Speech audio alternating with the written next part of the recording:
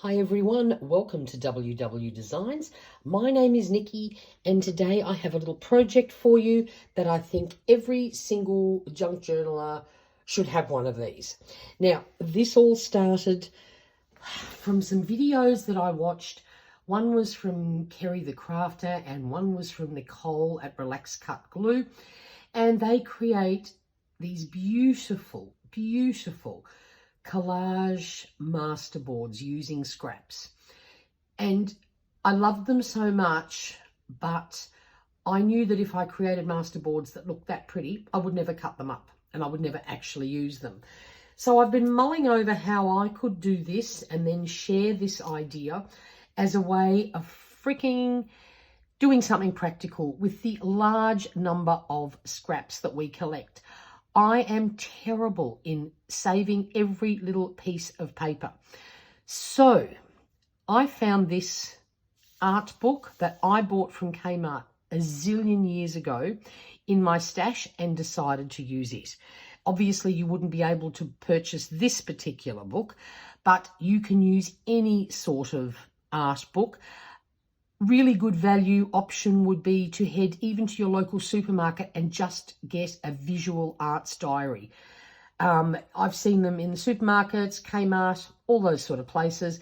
Very cheap because all you want is pages to stick things down on. Now, this fabulous book is A4 size, on rings, makes it so much easier to use because it will always sit flat. Now, just in case you don't know what a masterboard is, all it is scraps of paper stuck down onto a larger sheet of paper. So you can buy visual art journals that are even bigger. Not the worst idea I would ever think of. And you then, once this is done, you then cut it up into smaller bits. So say, for example, I need to make a journaling card. I would just come here, measure out the size of my journaling card, cut out what I need, the rest stays in the book, and it's making less scraps because you just take out what you need. If you're doing artist trading cards, artist trading coins, if you wanted a die cut, you could just cut out the little bit, the size of the die cut, leave the rest there to use at a later date. If you want to make bigger tags, doesn't matter. Cut out whatever you want. It's just a very simple way of doing some prep work, using up some of those scraps, and you can make as many of these as you want. Now, I've done a few in advance as a bit of a practice run just to see how they turn out, and I'll show you what we've done here. So this one is simply all different book pages. No torn edges on this one. All of these are rectangles of some sort, and I have just glued them down. This is a great one if you're into vintage style junk journaling. This is a fabulous background to have. You can then cut it into whatever you want, decorate it, and bam, you're done. So there's one option. The next option, we buy junk journal kits. A lot of us do. Or you may have a lot of scrapbooking pages. You may have bought a scrapbooking pad, use some of it. You've got some left, not sure what you're going to do with it. Create a masterboard. So this is all leftover pieces from a kit that I had. And this one here, I've got most of it in a portrait direction, but a couple of bits, and obviously the flowers, it doesn't matter. It's not a bad idea. You'll notice on this one, if I just go back to this one, I've put some in different directions. That way it's quite visually appealing, but also you can then, it doesn't sort of matter which way you want to cut it out. It can still work. So that one there. So use up your leftover kits, glue them down, and then you can cut this up however you see fit. Then the next one I did actually do the orientation this way. This is just all flowers from magazines. Even fussy cut out some of the smaller ones and laid it down.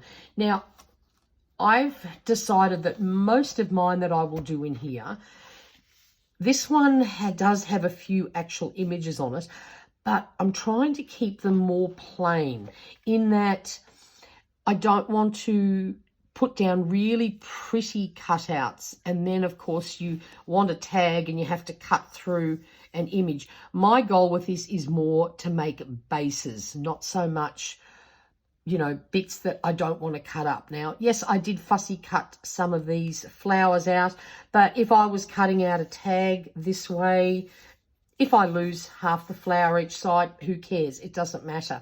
I don't want to make them so pretty and have beautiful images that I restrict how I can use this. Now, this one here, especially because this book is A4 size, if I tore this out and trimmed down the edge, you have an instant journal cover.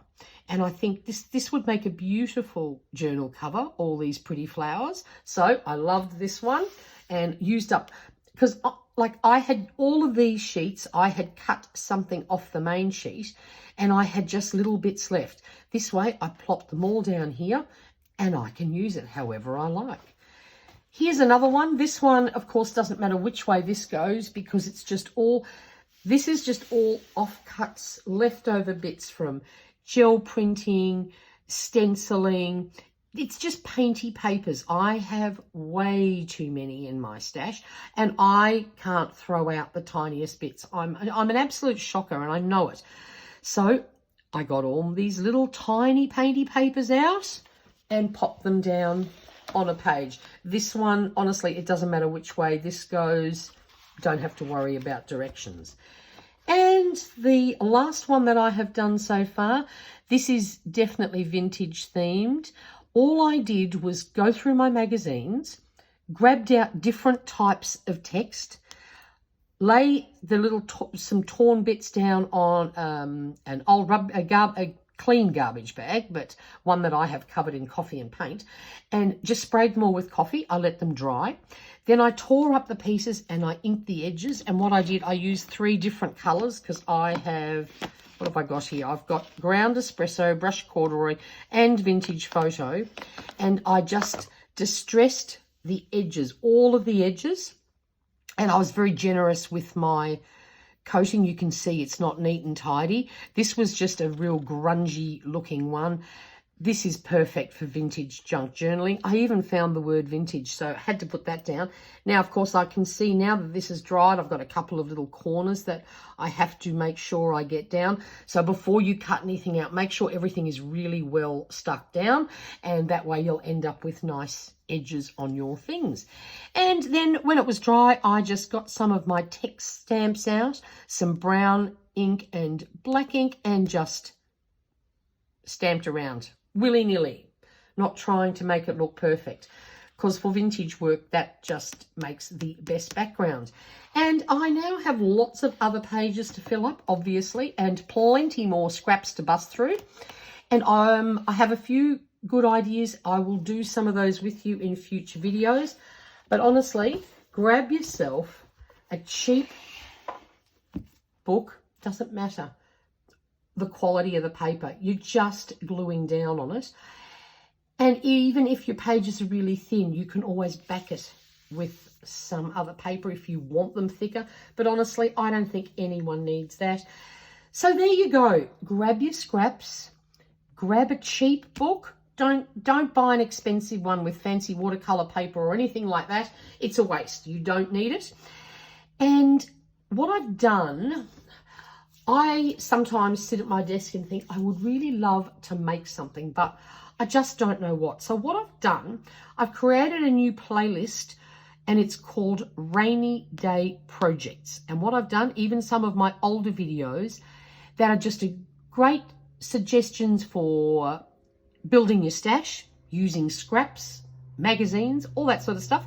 And I've put them all in this folder so that if one day you're sitting at home, you know you want to do something creative, something like this is a really practical thing to do, and will be very beneficial in the future because you can then create ephemera really quickly.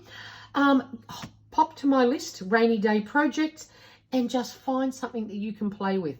You never know where you'll end up, and sometimes it will then give you an idea of what you could do with it, and you can continue on from there. So I hope you enjoyed this little video. If you have any questions, please pop them down in the comments box below. Give this video a thumbs up if you enjoyed this idea. And if you're not already a subscriber, I would love it if you joined in for lots of paper crafting ideas. And until next time, stay safe and stay healthy. Bye for now.